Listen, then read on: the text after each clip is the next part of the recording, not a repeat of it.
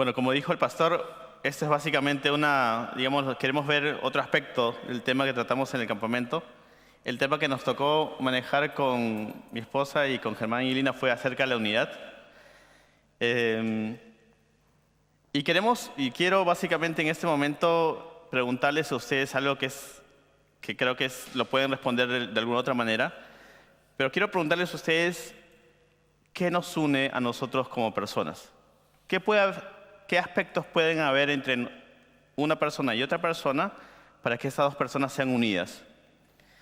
Porque obviamente como nosotros, no sé si es que ya tenemos las folias.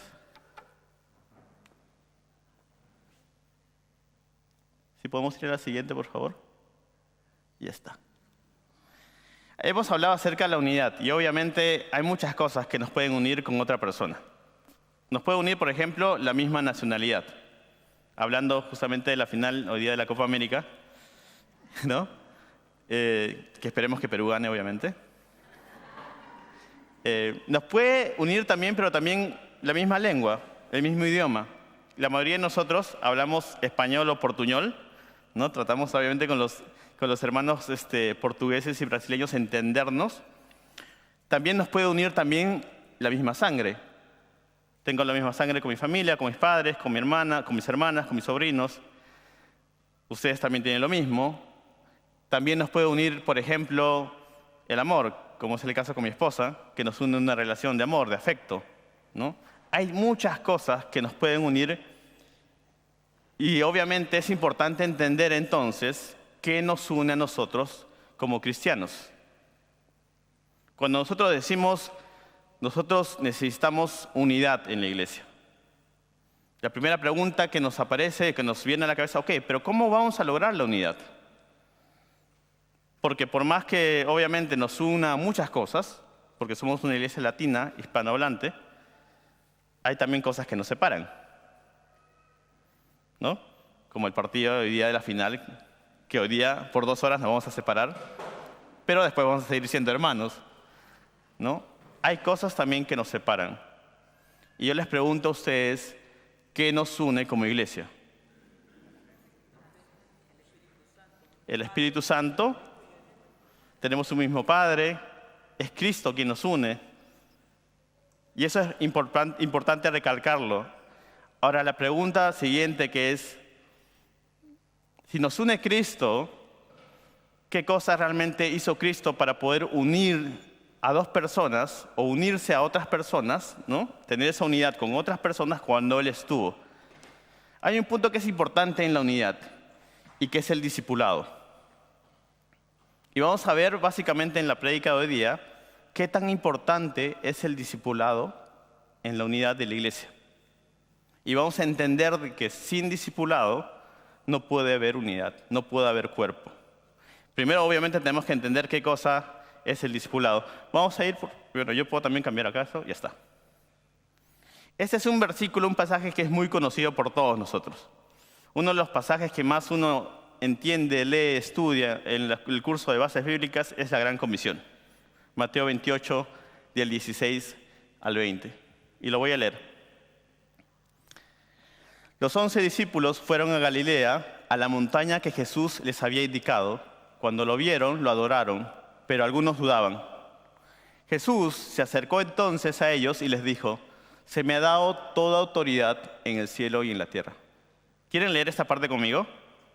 ¿Sí? Es importante, porque esta parte es básica para nuestra fe.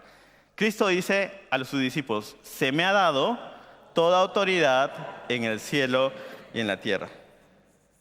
Y después dice en el versículo 19: por tanto, vayan y hagan discípulos de todas las naciones, bautizándolos en el nombre del Padre y del Hijo y del Espíritu Santo, y enseñándoles a obedecer todo lo que les he mandado a ustedes, y les aseguro que estaré con ustedes siempre hasta el fin del mundo. Versículo 19 dice: por tanto, vayan y hagan discípulos en todas las naciones. ¿Qué cosa es hacer discípulos? ¿Qué cosa es discipular? Eso es lo que queremos ver ahorita en los siguientes minutos. Vamos a ver y vamos a poco ver 5 aspectos de cómo Cristo discipulaba. ¿Y qué significa realmente discipular? de forma como Cristo lo hizo. En el mundo actual, obviamente que la palabra discipular o discípulos es un poco extraña, porque no se utiliza normalmente, a menos que sea en términos religiosos. En la sociedad actual, en el deporte, por ejemplo, están los entrenadores de fútbol, de básquet, de tenis, que básicamente lo que hacen con el deportista es guiarlo para que el deportista pueda desarrollar el talento, el deporte, la cualidad que tienen para llevarlo obviamente a un nivel superlativo. Es básicamente perfeccionar un talento que uno tiene. También en las empresas también hay lo que se llama los coaches, que son personas que vienen, por ejemplo, en las empresas hay mucho lo que es el coach de liderazgo, ¿no? Una empresa donde te enseñan cómo ser un líder con tu equipo, manejar conflictos internos, externos dentro del equipo. Son gente que te guía en cierto aspecto profesional en tu carrera. También en Alemania es muy común lo de los Azubis, por ejemplo, ¿no? Que alguien que hace una Ausbildung, no sé cómo se dice Ausbildung en español, un entrenamiento, digámoslo así, ¿no? Profesional o técnico, también se le toma a él como un practicante también. Entonces hay un mentor, y este mentor lleva a la persona para que pueda, obviamente, terminar la carrera, aprender la parte práctica empresarial, si es que es una Ausbildung dentro de una empresa, y así el Azubi va aprendiendo día a día. Los maestros también se podría decir que son gente que discipulan porque enseñan algo. Los maestros de escuela, los kindergarten o los colegios, todos son gente que de alguna u otra manera están enseñándole a otra persona a poder desarrollar algún aspecto de su vida. Pero, ¿qué es discipular en términos cristianos? Discipular es básicamente guiar a una persona a la salvación por medio de Cristo y acompañarlo en su camino de fe para que alcance madurez. Ese término es importante que lo entendamos, porque sin ese término, lo que podamos llamar discipulado y entender esta gran comisión no va a realmente tener el efecto que debería tener. Discipular es presentarle a alguien al Evangelio del Señor, la salvación del Señor, ¿no? Si es que Dios quiere y la persona también puede tomar ese paso de fe, reciba al Señor como Salvador y Señor, y después es poder ayudar a esa persona para que pueda aprender acerca de la fe del Señor. Aprender a confiar día a día en cada aspecto de su vida en el Señor. ¿Me entendieron? Quise explicarlo de forma fácil porque es importante entender, porque hablamos de, ya necesitamos ser discípulos, pero si no entendemos ese aspecto profundo de la palabra, no lo vamos a hacer de repente de una manera correcta.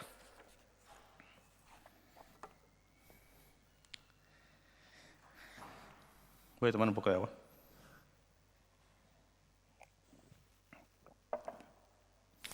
Entonces, obviamente que hay que aprender entonces del maestro de maestros, del discipulador de discipuladores, ¿no? No aprendan de mí o de cualquier otra persona, aprendamos de Cristo, cómo Él discipuló de forma práctica. Y hay 5 aspectos que vamos a ver acerca del discipulado de Jesús en la tierra. Y eso nos va a guiar a nosotros para que nosotros podamos aplicarlo en nuestra vida también. Aspecto número 1. Cristo buscó y llamó a sus discípulos. Vamos a ir a Lucas 5:1-5. Lucas 5:1-5, y dice así. Un día estaba Jesús a orillas del lago de Genesaret, y la gente lo apretujaba para escuchar el mensaje de Dios. Entonces vio dos barcas que los pescadores habían dejado en la playa mientras lavaban las redes. Subió a una de las barcas que pertenecía a Simón y le pidió que la alejara un poco de la orilla, cuando se sentó y enseñaba a la gente desde la barca. Cuando acabó de hablar, le dijo a Simón: lleva la barca hacia aguas más profundas y echen allí las redes para pescar. Maestro, hemos estado trabajando duro toda la noche y no hemos pescado nada, le contestó Simón. Pero como tú me lo mandas, echaré las redes. Después sigue. Así lo hicieron y recogieron una cantidad tan grande de peces que las redes se les rompían. Entonces llamaron por señas a sus compañeros de la otra barca para que los ayudaran. Ellos se acercaron y llenaron tanto las dos barcas que comenzaron a hundirse. Al ver esto, Simón Pedro cayó de rodillas delante de Jesús y le dijo: «Apártate de mí, Señor, porque soy un pecador». Versículo 9. Es que él y todos sus compañeros estaban asombrados ante la pesca que había hecho, como también lo estaban Jacobo y Juan, hijos de Zebedeo, que eran socios de Simón. «No temas, desde ahora serás pescador de hombres», le dijo Jesús a Simón. Así que llevaron las barcas a tierra y, dejándolo todo, siguieron a Jesús.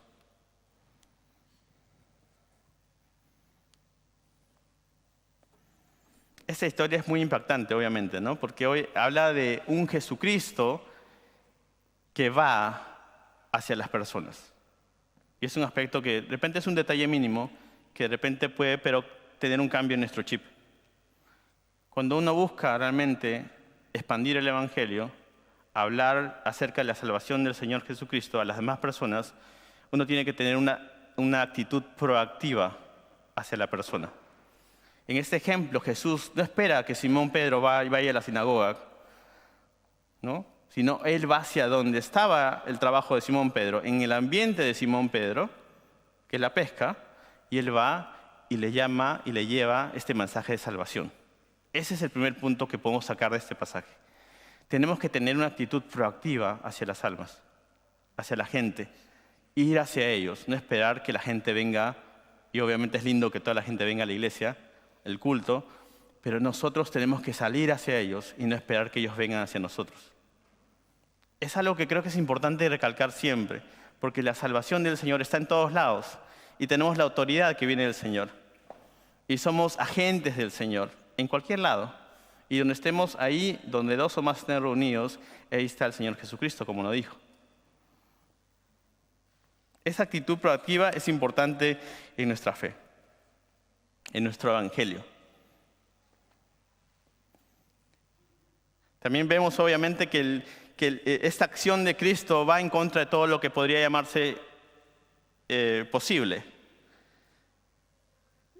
Cristo rompe esos paradigmas de lo imposible y lo que es posible. Pedro, que había sido obviamente un pescador muy surtido, ya tenía tantos años de experiencia él, ¿no? Él podría haber dicho, bueno, viene Jesucristo, viene a mí y me dice, viene esa persona y me dice, vamos a pescar otra vez, cuando yo tengo años de experiencia pescando, y dice que obviamente ya no va a encontrar pescados en el mar o peces en el mar. Pero Dios actúa de forma en los imposibles. Dios actúa en lo imposible justamente para mostrar su poder. ¿Se dan cuenta? Y esa es la fe que tenemos nosotros. Es en lo imposible, en lo que no vemos. Cuando compartimos nuestra fe, justamente en esos momentos de tormenta, justamente cuando las cosas parecen negativas y malas, pero como compartimos nuestra esperanza en el Señor, la otra persona puede decir, esto es algo imposible, pero eso es justamente donde la gloria del Señor es mayor, donde podemos mostrar a un Señor que es mucho más poderoso que cualquier sistema o situación. Tenemos a un Dios de lo imposible, ¿no? Y eso es importante también recalcar. Hay un aspecto que a mí me toca bastante también en este pasaje. Cuando Pedro reconoce con quién estaba al frente, más o menos, lo que hace es arrodillarse y dice, aparte de mí, Señor, porque soy un pecador. Pero ¿saben lo que hace Jesús? Jesús entiende, sí, es un pecador, pero no se queda en el pecado de la persona, sino se proyecta. Y él le dice a Pedro, no temas, voy a hacer de ti pescador de hombres. ¿Se dan cuenta? Cuando encontramos que una persona dice, bueno, soy pecador, sí, pero la misericordia de Dios no se queda en el pecado, sino vas un nivel más allá. La misericordia de Dios se proyecta hacia el producto terminado en la persona, hacia el siervo que va a ser de bendición. Hay algo que a mí me impacta mucho, y lo puedo decir realmente de forma abierta, lo dije ayer también, Una de las cosas que más me bendice mucho del pastor, José Luis Malniz, es que él siempre ve, más allá de la persona como venga, así destruida o con tantos problemas, pero él ve justamente, lo digo con mucho cariño, pastor, ve justamente al siervo después. Este puede ser un siervo. Esta persona puede ser de bendición. Esta persona puede utilizar hasta su propia situación adversa en este momento para ser después un siervo que pueda ser de bendición a otras personas. Jesucristo no se quedó en el pecado de Pedro. Se quedó y miró más allá y vio, no temas, te voy a hacer de ti un pescador de hombres. Cuando tengamos esa actitud siempre ante las demás personas, buscando a las personas, tratando de llevarlas al Señor y sobre todo no quedarnos en que esta persona es pecadora, nunca, no tiene remedio, y veamos un poco más allá y digamos, no, yo quiero ver a esta persona con esperanza, quiero verla como el instrumento que va a ser de bendición para el mensaje del Evangelio. No me quiero quedar en su pecado. Eso es importante entre nosotros, porque ninguno de nosotros somos perfectos, pero el Señor nos mira así también a nosotros y nos dice, sí, estás roto, caput, no sirves para nada según el mundo, pero para mí, tú vas a ser mi siervo y yo te voy a usar. Eso es lo que básicamente le dijo Jesús a Pedro. Punto número 1. Punto número 2. Es importante este punto también. Cristo también discipulaba, y lo discipulaba obviamente repartiendo la verdad, la palabra de Dios. Ahora hay algo importante que les quiero compartir a ustedes porque creo que a mí me toca mucho. Él lo hacía pero de una forma sencilla. Y puede sonar muy obvio, pero a veces nosotros podemos caer en una complejidad acerca de la palabra, que yo sé que obviamente estudiando teología uno puede saber de todas las ramas teológicas, pero es importante que cuando nosotros discipulemos lo hagamos de una forma sencilla, así como Cristo lo hacía. Y sabemos que Cristo utilizaba algo que era muy importante en su enseñanza acerca del Evangelio.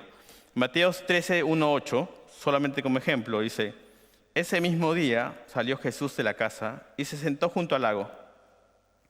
Era tal la multitud que se reunió para verlo que él tuvo que subir a una barca donde se sentó mientras toda la gente estaba de pie en la orilla. ¿Estamos bien? Sí. Y les dijo en parábolas muchas cosas como estas. Un sembrador salió a sembrar mientras iba esparciendo la semilla. Una parte cayó junto al camino y llegaron los pájaros y se la comieron. Otra parte cayó en terreno pedregoso, sin mucha tierra. Esa semilla brotó pronto porque la tierra no era profunda, pero cuando salió el sol las plantas se marchitaron y por no tener raíz se secaron. Otra parte de la semilla cayó entre espinos que al crecer la ahogaron. Pero las otras semillas cayeron en buen terreno, en el que se dio una cosecha que rindió 30, 60 y hasta 100 veces más lo que se había sembrado. El que tenga oídos que oiga. Los discípulos se acercaron y le preguntaron, ¿por qué le hablas a la gente en parábolas? Cristo era un maestro para poder justamente traducir todos los misterios del reino, que eran complejos, que son cosas espirituales, verdades espirituales, en términos mucho más prácticos en la vida cotidiana de la gente. Es importante que nosotros podamos, como personas que queremos llevar y enseñar a otras personas acerca del Evangelio del Señor, poder también expresarles estas verdades de forma sencilla, que la persona pueda entender.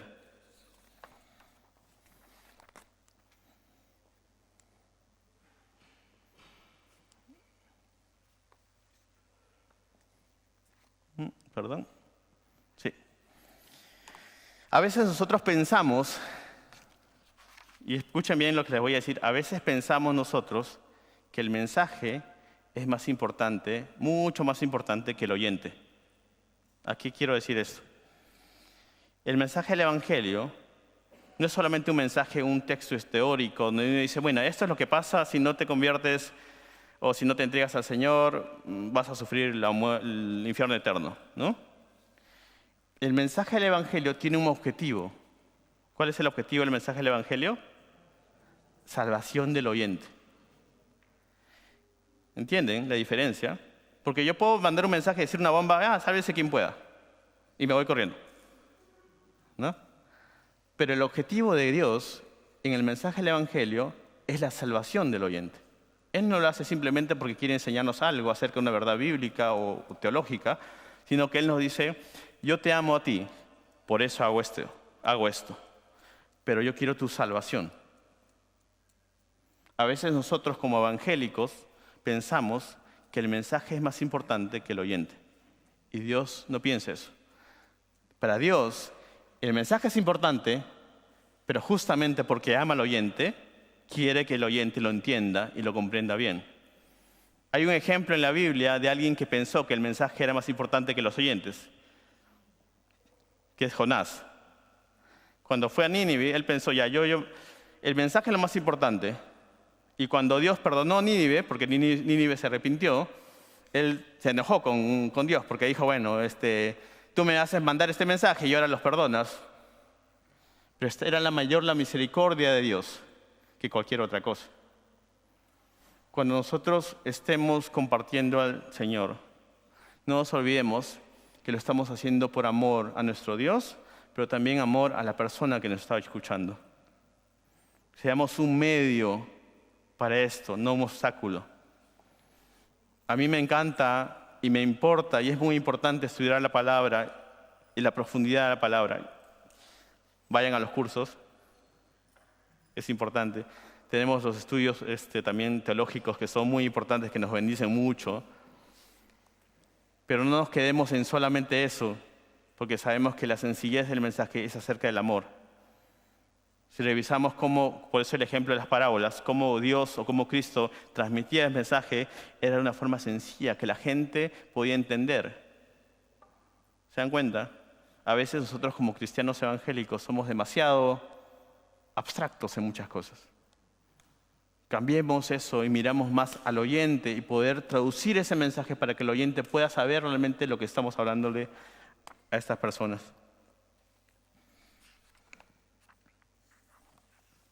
Esta parte es más difícil, es muy difícil esta parte. Jesucristo les enseñó con el ejemplo. Y acá tendríamos que leer todo el Nuevo Testamento para poder ver tantos ejemplos de Jesús actuando, no solamente hablando, sino también actuando. Esta parte es complicada. Yo lo dije ayer también, yo puedo estar acá predicando, enseño también en los cursos, pero si mi vida, de alguna otra manera, obviamente no hablo de perfeccionismo acá, hablo de un corazón que esté realmente tratando de estar en la voluntad del Señor. Si mi vida no representa lo que hablo, es complicado que tenga autoridad. Mi esposa me conoce todos los pecados que tengo. Y hasta los pecados que yo ni sé que tengo. Ella me lo sabe todos. Bueno, el Señor peor todavía. Es complicado tener un testimonio de vida que sea el Hintergrund, que sea la base de nuestras palabras. Y muchas veces en eso es donde más fallamos. La gente nos va a ver más por lo que somos y hacemos que más por lo que decimos. Lo digo por algo que yo también estoy luchando, porque también tengo luchas. ¿No? En el curso yo enseño acerca de la paz de Dios y cualquier cosa me puede quitar la paz a mí dentro de la semana por el trabajo o por cualquier otra cosa. ¿No? Yo puedo ser medio renegón y puedo decir, no hay que ser renegón, ¿no? Entonces hay cosas que yo también estoy luchando. Esto lo digo como alguien que también está luchando con esas cosas. Pero es lo que tratamos como cristianos, tratar de realmente de ser consecuentes con lo que estamos aprendiendo en el Señor. Y la gente va a ver más tus acciones que más lo que tú digas acerca de Dios. ¿No? Esa es la diferencia que había entre los fariseos o los maestros bíblicos y Jesucristo. La gente veía a Jesús con autoridad, porque Él era carne viva de sus palabras, digámoslo así. Y eso es la gran diferencia, y es algo que debemos que conservar. Hay muchos ejemplos, como les dije, acerca de este pasaje o este concepto de decir que Jesús realmente predicaba con el ejemplo. ¿No? Él, por ejemplo, cuando Él habla de que debemos de perdonar y orar por nuestros enemigos, el clásico, lo que conocemos, cuando Jesucristo estaba en la cruz y Él comenzó a orar por la gente que se burlaba de Él. Y le dijo al Padre, Padre, te pido que no le tomes en cuenta este pecado. Hay muchos pasajes, hay muchos pasajes. Y hay un punto que me tocó también cuando estaba revisando también ese tema, es cuando Cristo dice a sus discípulos, el que quiere seguirme, que tome su cruz cada día y me siga. Y obviamente sabemos que Él también tomó su cruz. ¿No? Hay un punto, vamos a continuar, el punto número 4. Creo que es lo más complicado para los padres, supongo. Jesús dejó crecer a sus discípulos. Vamos a Lucas 10, 1-3, y dice así. Después Jesús eligió a 72 discípulos y los envió en grupos de 2 en 2 a los pueblos y lugares por donde Él iba a pasar. Jesús le dijo, son muchos los que necesitan entrar en el reino de Dios, pero son muy pocos los que hay para anunciar las buenas nuevas. Por eso, pídanle a Dios que envíe más seguidores míos para que compartan las buenas noticias con toda esta gente. Y ahora vayan, pero tengan cuidado, porque yo los envío como quien manda corderos en cueva de lobos. En este punto, en Lucas 10, 1-3, Jesús aún estaba con los discípulos. Habla acá la palabra de 72 discípulos. ¿Podríamos decir que todos estaban ya completamente surtidos en las cosas de la fe? No. Estábamos en el medio del ministerio de Jesús y obviamente esos discípulos que Él manda habían pasado un tiempo ya con Él, pero no estaban como que, digámoslo así, wow, ya están ya súper realizados y ya van a cumplir todas las cosas y van a hacer las cosas bien, ¿no? Estamos hablando de discípulos que aún tenían muchas cosas que aprender, pero en el Evangelio muchas cosas se hacen, como se dice en inglés, learning by doing. Nunca vamos a estar totalmente capacitados. No esperemos tener un doctorado en teología, no esperemos tener, 5 ministerios y que tengas 10 estudios acerca de la palabra. No. El Señor te va a utilizar con lo que tú tienes y con lo que tú eres. Y hay algo que más importante que todo lo que uno puede aprender en forma teórica acerca del Señor, y es nuestro testimonio de vida. Hay algo que me toca mucho, porque obviamente uno puede discutir con otras personas acerca del Evangelio, interpretaciones, religiones, pero hay algo que nadie te puede quitar a ti, que es tu testimonio de vida. El testimonio de lo que Dios ha hecho en tu vida. Eso nadie te lo puede refutar, porque es tuyo. Y si se dan cuenta, no necesitas tener 20 años del Señor para poder darte cuenta de que eso lo puedes utilizar, lo puedes contar. El Señor me sacó de tal cosa. El Señor me sanó. El Señor me usó. El Señor me proveyó. Hay tantas cosas que podemos contar simplemente a las personas y que son mucho más poderosas que cualquier versículo bíblico. Ojo, hablo de que la Biblia es importante, no quiero decir que no, pero nuestro testimonio de vida puede ser el mayor instrumento para que Dios pueda ser glorificado, para que la gente vea que ese Dios que nosotros hablamos es real. ¿Se dan cuenta? Y a veces eso es lo que menos utilizamos. A ver. Quinto punto. Jesús los hizo salir a sus discípulos de su zona de confort. Si uno va otra vez al versículo, creo que no está acá, ahí está, en el versículo 19.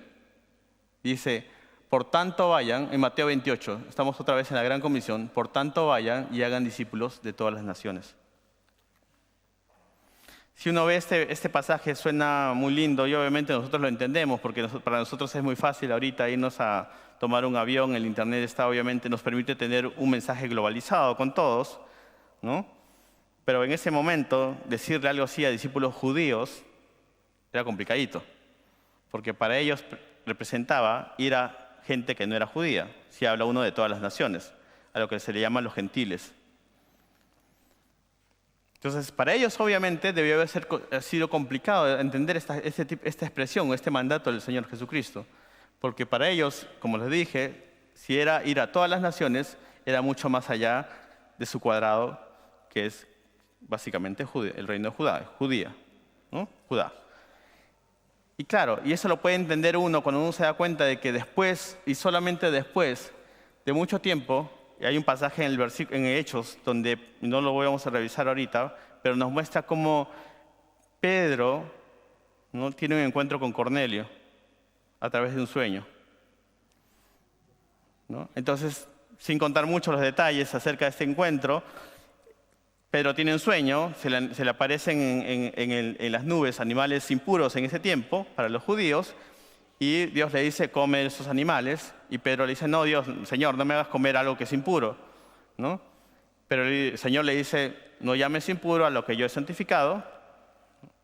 Después pasa el tiempo, entonces también Pedro, a través del Señor, el Señor le dice, tienes que ir donde Cornelio. Cornelio era en ese momento un hombre temeroso a Dios, dice la palabra. Entonces lo que pasa en este encuentro es que Pedro se da cuenta, Pedro no era judío, sino era romano. Cornelio no era judío, sino era romano. Entonces lo que Pedro se da cuenta es que realmente ese mensaje de salvación no solamente era para los judíos, sino también era para los gentiles. Lo que hace el Señor con nosotros es que nos saca de nuestra zona de confort en el discipulado, de nuestro cuadrado. Y es importante que también lo vivamos. ¿Por qué? Porque si no, vamos a pensar de que todo lo que, cuando queramos ir realmente a predicarle a otra persona acerca del Señor, vamos a pensar que la persona tiene que pensar como yo, ¿no? O podemos decir, esta persona no tiene esperanza, no vale la pena predicarle porque está mal, está recontra alejada del Señor. Pero el Señor nos enseña, con este ejemplo de Pedro, que el Señor tiene un plan para todos, y que te va a sacar de tu zona de confort. Esas personas que tú piensas que no van a llegar nunca a los pies del Señor, son muchas veces las personas que son de mucha más bendición cuando se convierten. El caso de ejemplo, por ejemplo, es Pablo mismo, ¿no? Pablo fue uno de los perseguidores más terribles de la iglesia. Y conocemos la conversión de Pablo y lo que llegó a hacer él después para la expansión del Evangelio. Es importante que nosotros recordemos estos 5 puntos.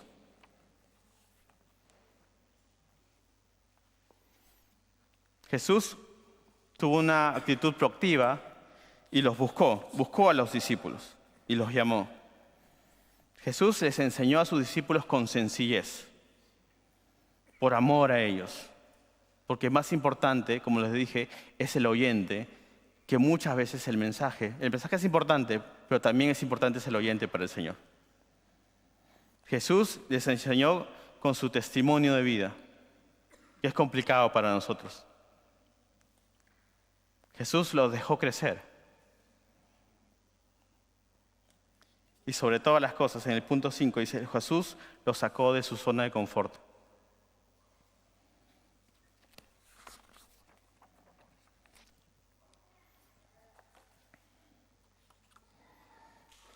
El tema del campamento fue levántate y resplandece. Y como dijo el pastor, lo que queríamos nosotros era que este tema no se quede solamente en el campamento. Que podamos nosotros como iglesia poder vivir ese campamento todos los días a partir de ese día. Que nosotros podamos tener ese levántate y resplandece en nuestro corazón para poder ser de bendición, para ser realmente una iglesia que pueda ver o mostrar al Señor Jesucristo a la ciudad. Somos uno.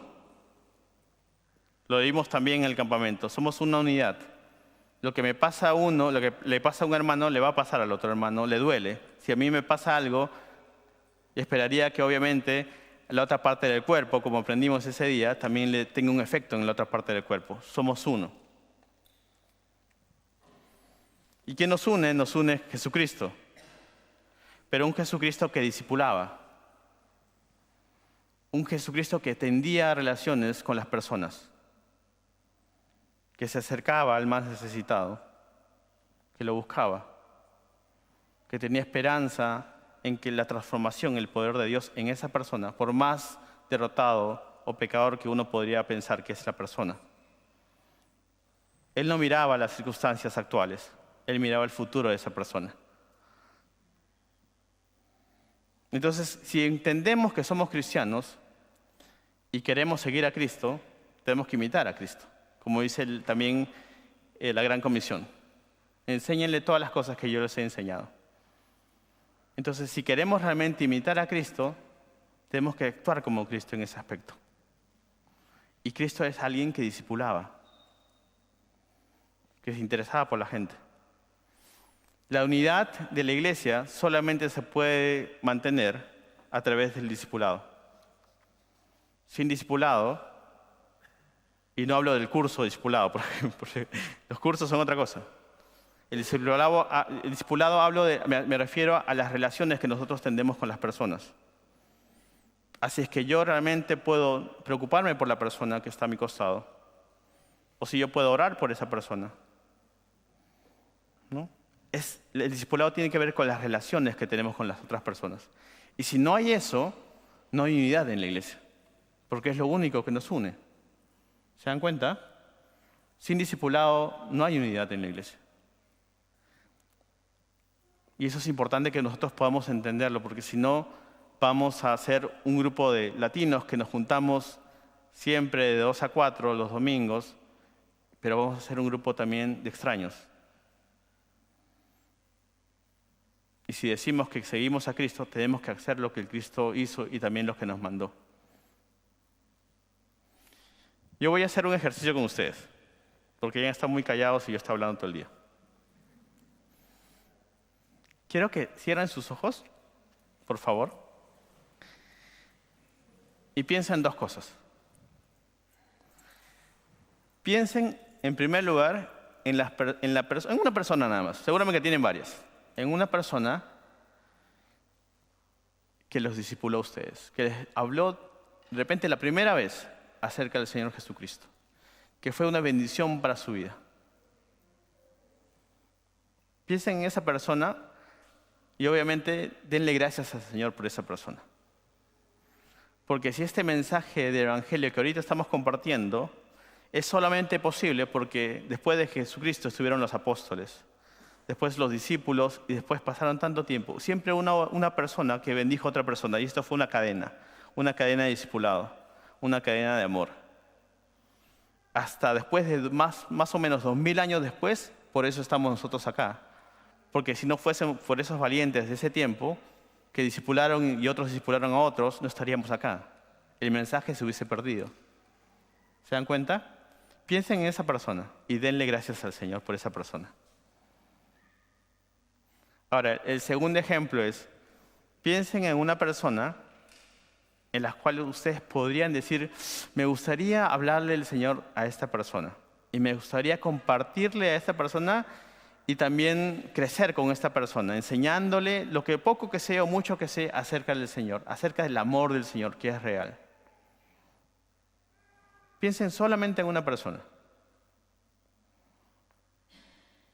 Y oren por esa persona, para que el Señor les dé paciencia, les dé amor a ustedes, para que puedan también compartir acerca de ese Dios que ha hecho tantas cosas por nosotros.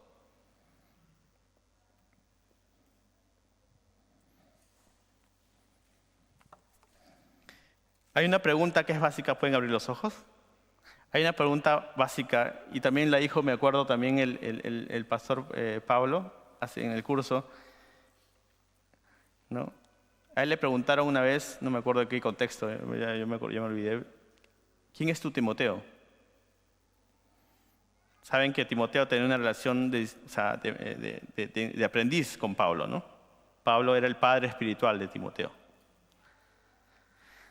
Y a él, al pastor Pablo, que estuvo acá hace algunas semanas, el otro domingo, le preguntaron alguna vez, ¿quién es tu Timoteo?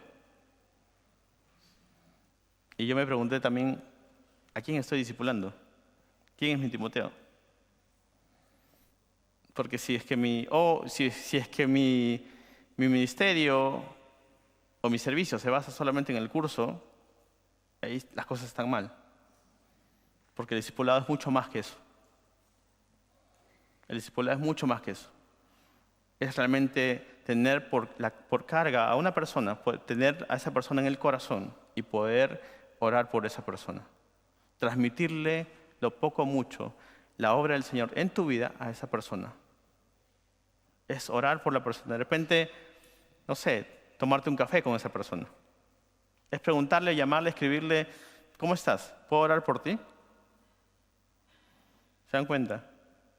La relación o la unidad en la iglesia solamente se puede basar en eso, nada más. Porque si no, como lo dije, somos un club social nada más y no hay nada que nos una realmente.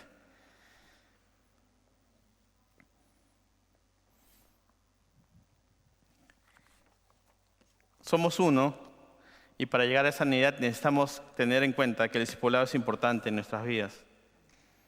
Están las redes que obviamente nos ayudan justamente a de repente invitar a gente a un círculo más pequeño y poder compartir con ellos acerca del Señor.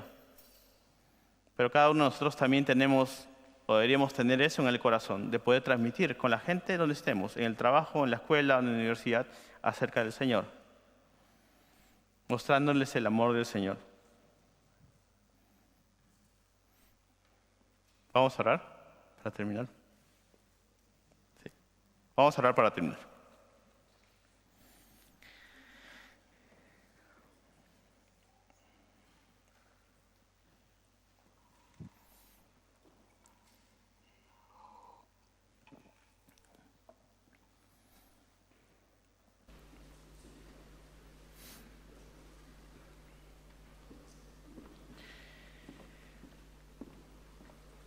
Padre Todopoderoso, te damos gracias, Señor, porque tú eres un Dios que eres un Dios vivo, un Dios real, un Dios que no se basa solamente en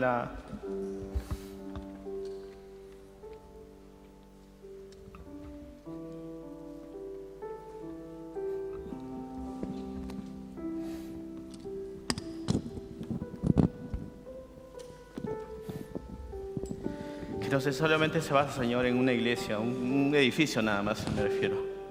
Sino que eres un Dios vivo que va mucho más allá, que vive en nosotros en primer lugar. Y que nos pones en la carga personas